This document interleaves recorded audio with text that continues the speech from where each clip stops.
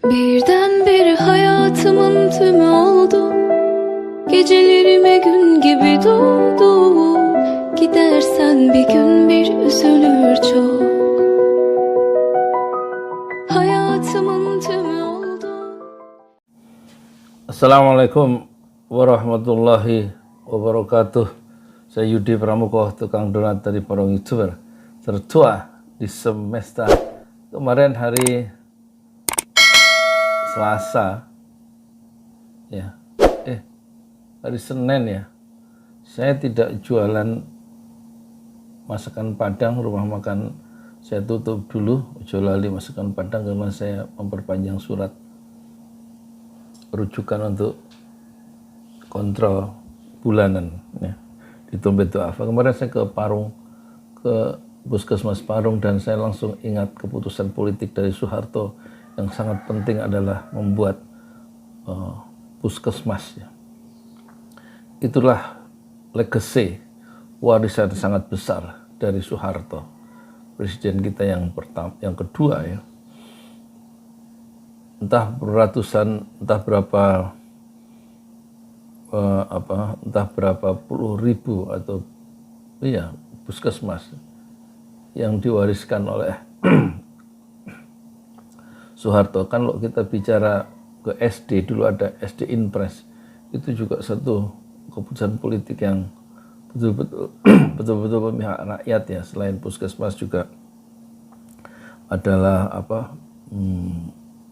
sekolah dasar ya, untuk anak-anak sekolah sampai lulus kelas 6 SD. Itulah ya warisan Soeharto sebagai presiden. Dan kemudian waktu saya kelas 1 SMA, mungkin tahun 77 itu, saya berada di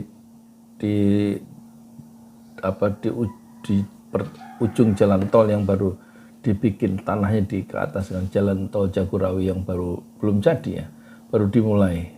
Dan itulah jalan tol yang pertama di Indonesia. Itulah warisan dari Soeharto.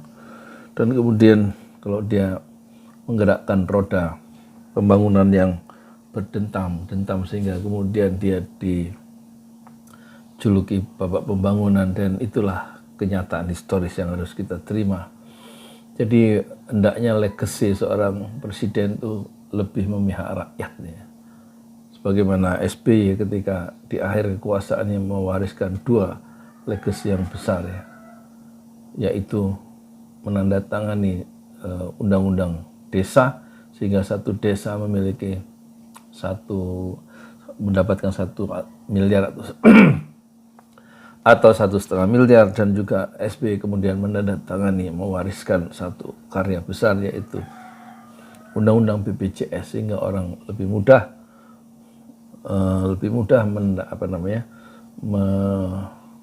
berobat ya. Enggak seperti pengalaman saya dulu sebelum ada BPJS, harus mengaku sebagai orang miskin dan mendaftarkan ke Departemen Sosial dan dapat potongan 50%, sampai saya bisa mengeluarkan anak saya yang baru kena itu DPD, dirawat di Rumah Sakit Umum Depok ya. Harusnya keluar pagi tapi harus sore karena surat dari Departemen Sosial itu agak lama ngurusnya sebelum ada BPJS. Tapi ketika saya sakit dan beberapa anggota keluarga sakit, langsung masuk sekarang, dan biayanya 0 rupiah. Itulah keputusan politik yang sangat penting dari SBY, dan itulah warisan terbesar dari Susilo Bambang Yudhoyono. Dan saya tidak tahu warisan yang terbesar dari Jokowi, tentu bukan jalan tol ya, yang untuk rakyat itu, bukan juga IKN untuk rakyat. Terus apa warisan terbesar dari Jokowi?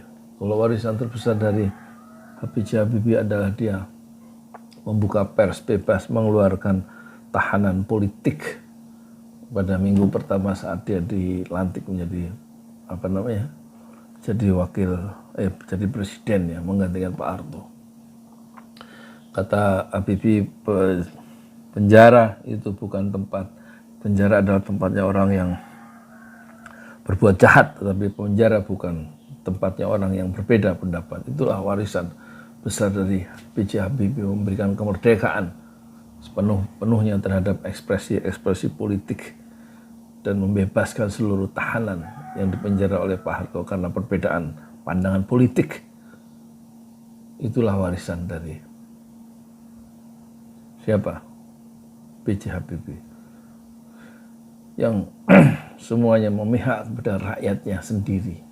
B.J. Habibie, Pak Harto, maupun SBY. Sekarang apa warisan dari Pak Jokowi? Untuk rakyatnya. Undang-undang Cipta Kerja menimbulkan gelombang protes karena menyusahkan buruh, kira-kira begitu. Undang-undang KUHP juga begitu. Padang bisa mengurangi kebebasan karena orang yang demonstrasi itu bisa ditangkap ya. IKN, apakah itu legacy? Bagaimana pendapat Anda? Jangan saya aja yang suruh ngomong. Anda pendapatnya Anda tulis di komentar. Terus suka apa enggak dengan konten ini? Kalau suka like, kalau nggak suka ya nggak apa-apa, nggak usah like.